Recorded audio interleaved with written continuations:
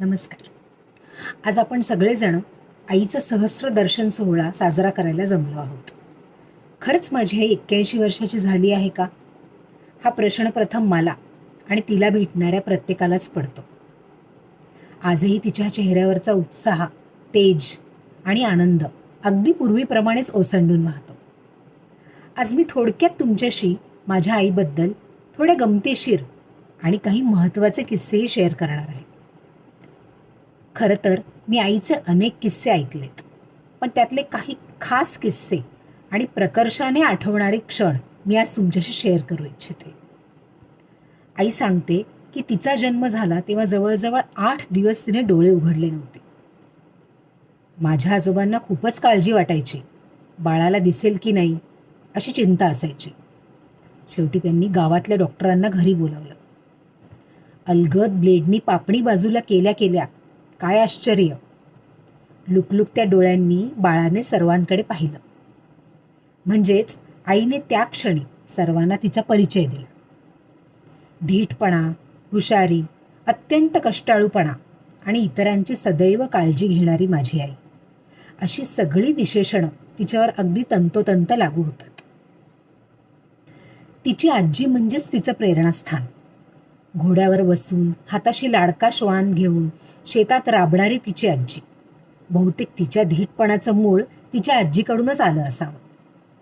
पुढे शाळा, college, nursing, संसार, लग्न आणि मुलं, हे सगळे टप्पे आईने अत्यंत आनंदाने, हसतमुखाने, कष्ट करून आणि हिमतीने पार केले. कॉलेजमध्ये ती पहिल्या वर्गात उत्तीर्ण झाली आणि त्यासाठी दिलं जाणारं चांदीचं पदकही तिने मिळवलं. लग्न झाल्यावर माझ्या वडिलांच्या खांद्याला खांदा लावून तिने संसार केला. एकदा एका मोठ्या सरकारी नोकरीच्या मुलाखतीसाठी ती घराबाहेर पडली होती. मागे वळून पाहिलं तर तिच्या 4ही मुली म्हणजे आम्ही 4घी जणी आईसाठी खूप रडत होतो.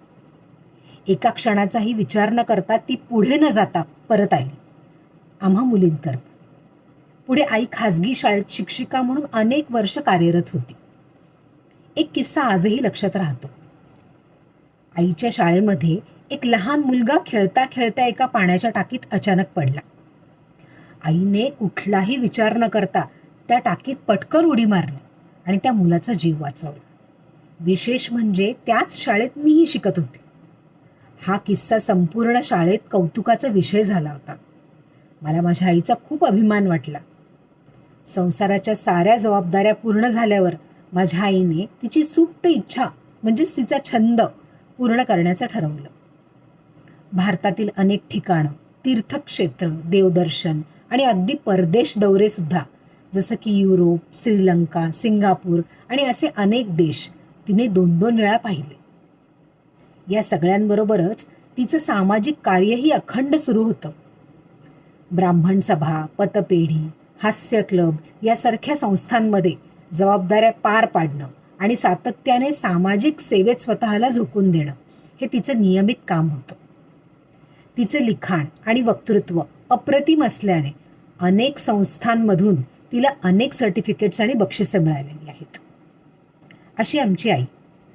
एकंदरीत सांगायचं झालं तर आता आम्हा बहिणींची मनापासून एकच इच्छा आहे. जशी आईने आयुष्यभर इतरांची काळजी घेतली तशीच काळजी आता तिने स्वतःची घ्यावी. तिच्या लाडक्या आजीचा जो धाडसाचा वारसा आहे तो तिने नेहमी जपावा, हीच तिच्या पुढे आणि देवापुढे आमची प्रार्थना आणि विनंती आहे. शेवटी माझ्याकडून एक छोटंसं पण अगदी मनापासूनचं आमंत्रण. माझ्या आईच्या येणाऱ्या 100व्या वाढदिवसाच्या उत्सवाला तुम्ही सर्वांनी अवश्य उपस्थित राहावं, ही नम्र आणि आग्रहाची विनंती.